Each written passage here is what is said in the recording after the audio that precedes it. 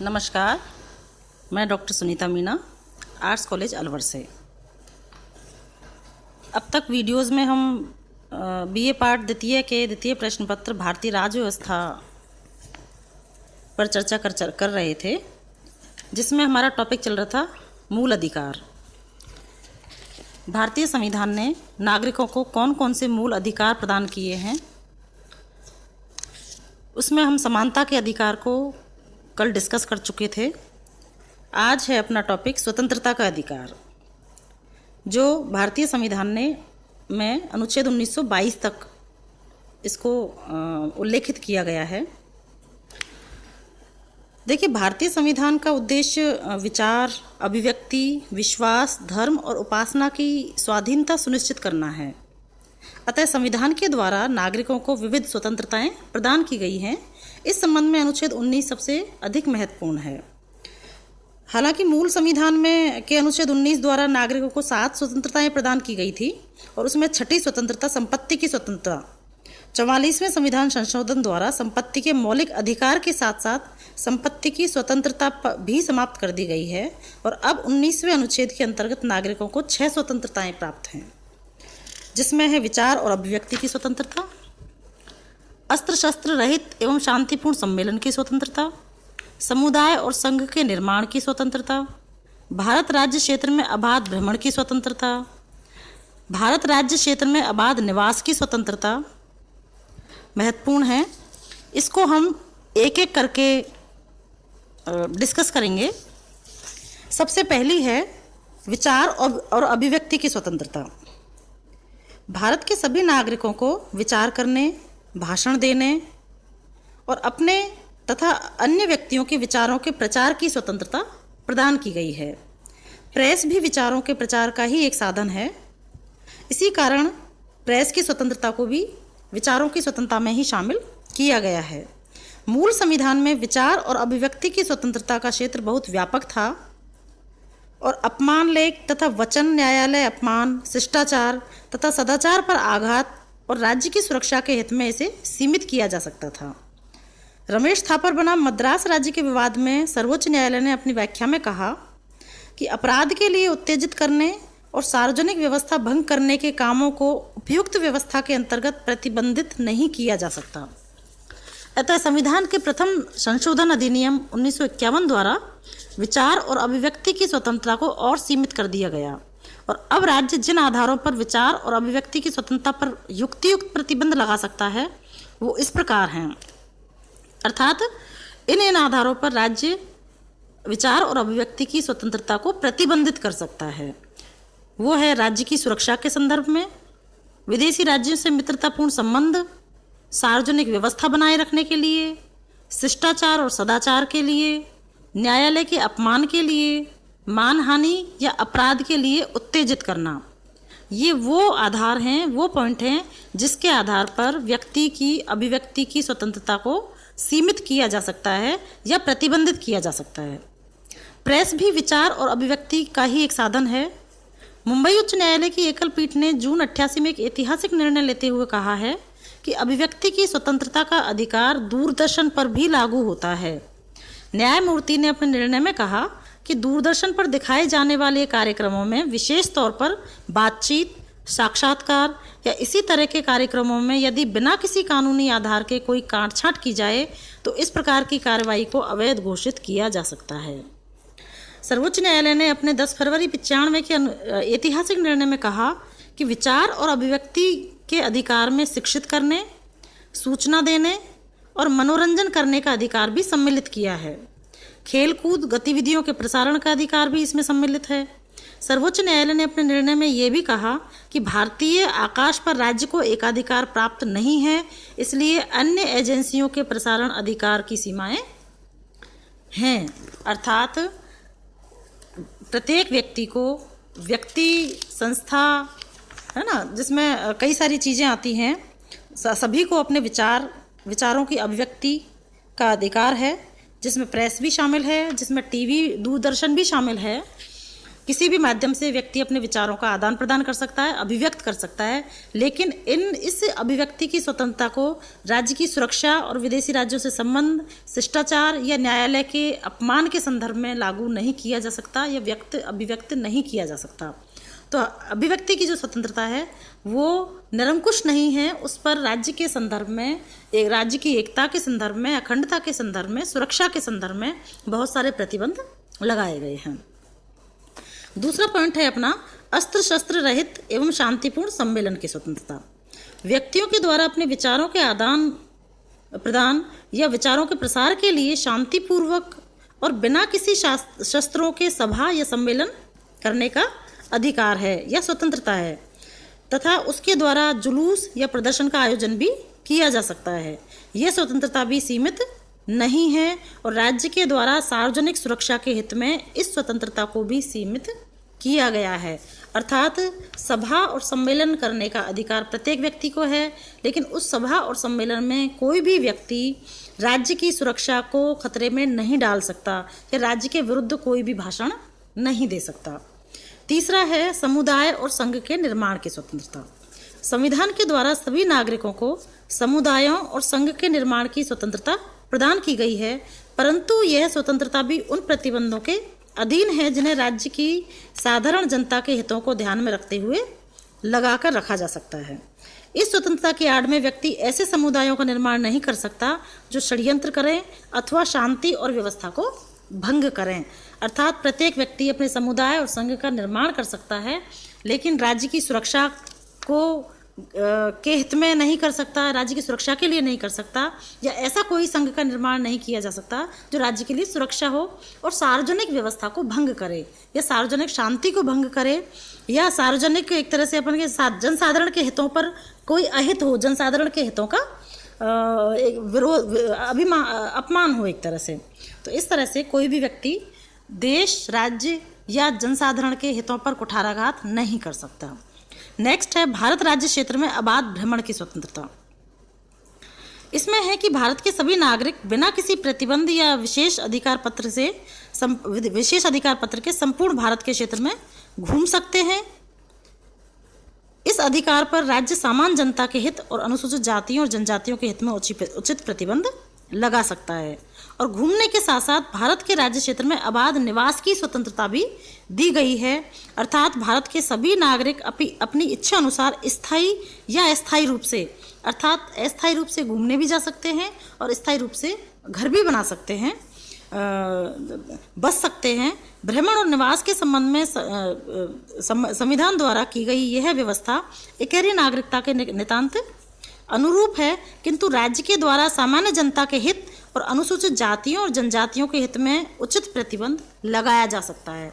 अर्थात कुछ अनुसूचित जनजातियां या जातियों जो विशेषकर अपनी सभ्यता और संस्कृति को लेकर बहुत ज़्यादा उनकी सुरक्षा का दायित्व राज्य पर है, वहाँ पर बसने की या वहाँ पर ज़मीन खरीदने की स्वतंत्रता राज्य किसी भी व्यक्ति को नहीं देता। इसके लिए ज़रूरी है कि जो ट्राइबल्स हैं, ट्राइबल्स एरियाज़ में क्या है कि उनकी अपनी सभ्यता, संस्कृति, इनको एक जीवन का तरीका है जिसको डिस्टर्ब नहीं करना चाहिए, या उनकी पर्सनल लाइफ है, वो उनकी सामाजिक लाइफ है। उनके हितों के लिए या उन ट्राइबल्स कम्युनिटीज़ के संस्कृति की रक्षा के लिए वहाँ कुछ एरिया ऐसे हैं जो प्रतिबंधित किए गए हैं, जिसमें सामान्य नागरिक ना तो बस सकता है, ना ज़मीन खरीद सकता है और ना ही जा सकता है। नेक्स्ट है इसमें वृत्ति, उपजीविका या कारोबार की स्वतंत्रता। देखिए, संविधान ने सभी नागरिकों को वृत्ति, उपजीविका, व्यापार अथवा व्यवसाय की स्वतंत्रता प्रदान की है, किंतु राज्य जनता के हित में इन स्वतंत्रताओं पर उचित प्रतिबंध लगा सकता है। राज्य किसी व्यवसाय को करने के लिए आवश्यक योग्यताएं निर्धारित कर सकता है तथा किसी कारोबार या उद्योग को पूर्ण तथा आंशिक रूप से अपने हाथ में ले सकता है। वास्तव में इस प्रकार संविधान द्वारा प्रदान की गई उपयुक्त स्वतंत्रताएं असीमित नहीं हैं और इनमें से प्रत्येक पर प्रतिबंध लगा दिए गए हैं। संविधान सभा के कुछ सदस्यों द्वारा इन प्रतिबंधों की आलोचना भी की गई थी। Professor K.T.. शाह ने कहा था कि वास्तव में 19वें अनुच्छेद द्वारा प्रदान की गई ये स्वतंत्रताएं इतनी संदेहपूर्ण हो गई हैं कि इन स्वतंत्रताओं की खोज करने के लिए दूरबीन का प्रयोग आवश्यक हो जाता है। अर्थात चाहे आवास की स्वतंत्रता है, आवास या निवास या भ्रमण की स्वतंत्रता है, विचार और अभिव्यक्ति की स्वतंत्रता है, समुदाय और संघ के निर्माण की स्वतंत्रता है, स्वतंत्रताएं प्रदान की गई हैं। लेकिन चाहे राज्य के हित में हो, चाहे समाज कल्याण के हित में हो या अनुसूचित जनजाति के हित में हो, मतलब किसी न किसी तरीके से प्रत्येक स्वतंत्रता पर प्रतिबंध लगा दिया गया है। इसी संदर्भ में सरदार हुकुम सिंह और कुछ अन्य ने भी इसी प्रकार के विचार व्यक्त किए थे। लेकिन इन विद्वानों व्यक्तियों के इन तर्कों के बावजूद असीमित स्वतंत्रता की बात को स्वीकार नहीं किया जा सकता। वास्तव में भाई एक सभ्य समाज के अंतर्गत किसी भी व्यक्ति को असीमित रूप से अधिकार या स्वतंत्रता प्राप्त नहीं हो सकती, क्योंकि असीमित अधिकार और स्वतंत्रता किसी एक को प्राप्त अगर हो जाएगी, अगर वो उनका उपयोग करेगा तो कहीं ना कहीं दूसरे व्यक्ति या दूसरे समुदाय या दूसरे समाज के अधिकारों का या स्वतंत्रताओं का उल्लंघन होता है। तो इसलिए किसी भी लोकतंत्र में या किसी भी सभ्य समाज में असीमित स्वतंत्रताएं प्रदान नहीं की जा सकती। इन प्रतिबंधों के होते हुए भी, लेकिन फिर भी इन प्रतिबंधों के होते हुए भी ये स्वतंत्रताएं इस दृष्टि से सुरक्षित हैं कि इन स्वतंत्रताओं पर केवल युक्तियुक्त प्रतिबंध ही लगाए जा सकेंगे और प्रत्येक प्रतिबंध की युक्तियुक्तता या औचित्यता का निर्णय न्यायालय ही करेगा। चिंतामणि राय बनाम मध्य प्रदेश राज्य के विवाद में न्यायालय ने यह निर्णय दिया था कि विधानमंडल द्वारा युक्तियुक्त या उचित प्रतिबंध का निर्धारण अंतिम नहीं होगा, यह अधिकार न्यायालय को प्राप्त होगा। भारत का सर्वोच्च न्यायालय तथा उच्च न्यायालय नागरिकों की स्वतंत्रता की रक्षा के प्रति पर्याप्त सजग हैं और प्रतिबंधों के औचित्यता के आधार पर कलकत्ता उच्च न्यायालय द्वारा पश्चिम बंगाल सुरक्षा कानून की धारा 38 द्वारा, सर्वोच्च न्यायालय द्वारा पाकिस्तानी शरणार्थी आगमन नियंत्रण कानून 1947 की धारा 7 को अवैध घोषित किया जा चुका है। मद्रास बनाम वीजी राव तथा रशीद अहमद बनाम केंद्रीय सरकार तथा और अन्य भी ऐसे अनेक विवादों के उदाहरण दिए जा सकते हैं जिनमें न्यायालयों के द्वारा व्यवस्थापिका और कार्यपालिका के अनुचित नियंत्रणों से नागरिकों की स्वतंत्रताओं की रक्षा की गई है। अर्थात जो नागरिकों की स्वतंत्रताएं दी गई हैं उनको प्रतिबंध करने का अधिकार किसी भी व्यवस्थापिका या कार्यपालिका को नहीं होगा, सिर्फ न्यायालय को होगा। स्वतंत्रता के अधिकार विशेषतः अनुच्छेद 19 की 6 स्वतंत्रताओं के संबंध में सर्वोच्च न्यायालय ने 1997 में 2 महत्वपूर्ण निर्णय दिए थे, जिसमें पहला ये था जिसमें कहा गया था कि टेलीफोन टैपिंग व्यक्ति की गोपनीयता का गंभीर उल्लंघन है। अर्थात किसी भी व्यक्ति की पर्सनल बात टेलीफोन टैपिंग नहीं किया जा सकता, क्योंकि वो उसकी व्यक्तिगत जो आज़ादी है, व्यक्तिगत जो स्वतंत्रताएं हैं उसका हनन करती है। अतः राज्य के द्वारा टेलीफोन टैपिंग का उस समय तक आश्रय नहीं लिया जाना चाहिए जब तक कि सार्वजनिक सुरक्षा या सार्वजनिक हित में ऐसा करना आवश्यक ना हो जाए। अर्थात किसी भी व्यक्ति की प्राइवेसी में दखल देने का अधिकार किसी को भी नहीं होगा। दूसरा महत्वपूर्ण निर्णय सर्वोच्च न्यायालय ने 13 नवंबर 1997 को दिया था। इस निर्णय में विशेष उद्देश्य से किसी संगठन द्वारा करवाई गई हड़ताल तथा किसी राजनीतिक दल अथवा संगठन द्वारा जबरन करवाए गए बंद में अंतर करते हुए बंद को गैर कानूनी घोषित किया है। बंद में सार्वजनिक संपत्ति को नष्ट किया जाता है व जनजीवन ठप कर दिया जाता है। अब देखना यह है कि इस अदालती निर्णय को क्रियान्वित किस प्रकार किया जाता है।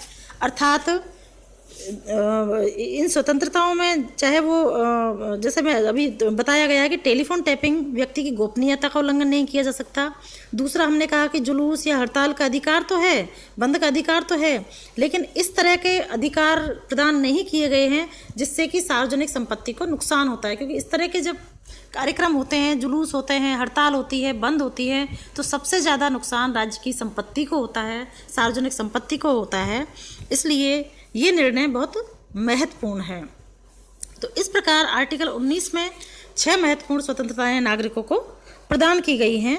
इसी संदर्भ में अनुच्छेद 20 जो है वो अपराध दोष सिद्धि के विषय में संरक्षण व्यक्ति को देता है। अर्थात इसमें अपराध की दोष सिद्धि के विरुद्ध संरक्षण की स्वतंत्रता है, जिसमें अनुच्छेद 20 में कहा गया है कि किसी व्यक्ति को उस समय तक अपराधी नहीं ठहराया जा सकता जब तक कि उसने अपराध के समय लागू किसी कानून का उल्लंघन ना किया हो।